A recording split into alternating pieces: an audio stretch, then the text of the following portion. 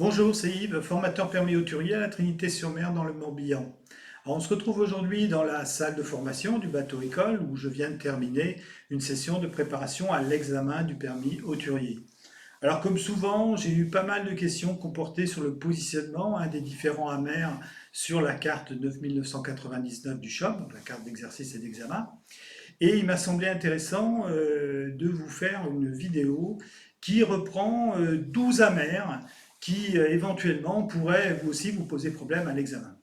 Allez, je vous propose de déplier la carte 9999 du CHOM et on voit ça ensemble tout de suite. On va commencer par évoquer deux phares qui, sur les énoncés d'examen, peuvent porter des noms différents. Le premier, vous le trouverez au sud-est de l'île d'Edic. Il s'agit du phare de Gros-Guéguez, que l'on appelle aussi phare des Grands Cardinaux. Les Grands Cardinaux étant le nom du caillou qui est situé au nord immédiat du phare. Même chose concernant le phare de la Calebasse, qui lui est situé sur le plateau du Four, au large du Croisic. Donc là aussi, le phare de la Calebasse et le phare du plateau du Four, c'est la même chose. On se rend maintenant au large de la pointe de Saint-Jacques et on y trouve une marque de danger isolé qui s'appelle l'Op-Mariaker. Les candidats ont souvent du mal à la trouver car ils la cherchent en première intention du côté de la côte et notamment vers le village de l'Op-Mariaker. Alors que cette bouée se trouve en fait sur le plateau de la Recherche au large de Saint-Jacques. On passe maintenant sur le secteur de la Teignouse. Lorsque l'on cherche la bouée nord-est Teignouse, qui est une marque latérale tribord, on a tendance à regarder dans le secteur nord-est du phare de la Teignouse.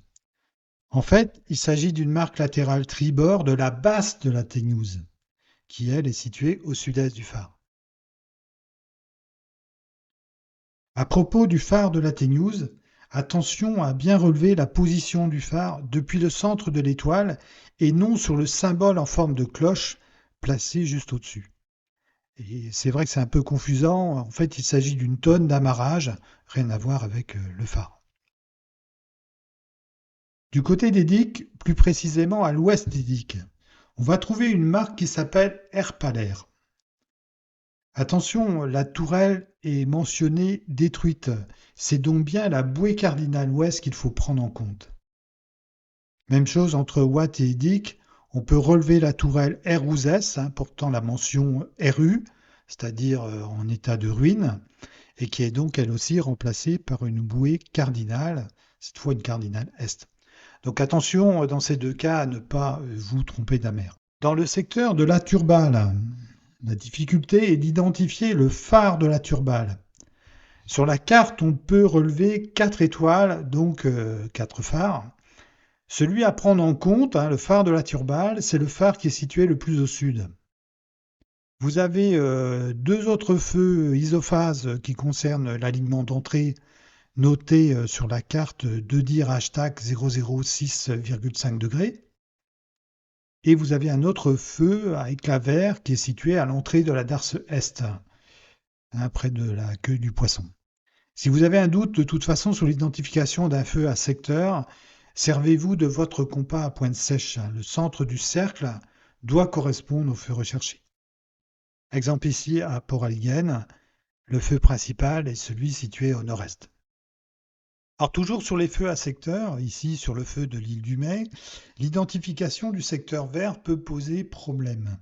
Comme on le voit, tous les autres secteurs sont mentionnés par une lettre placée à l'intérieur du cercle, matérialisant les différents secteurs.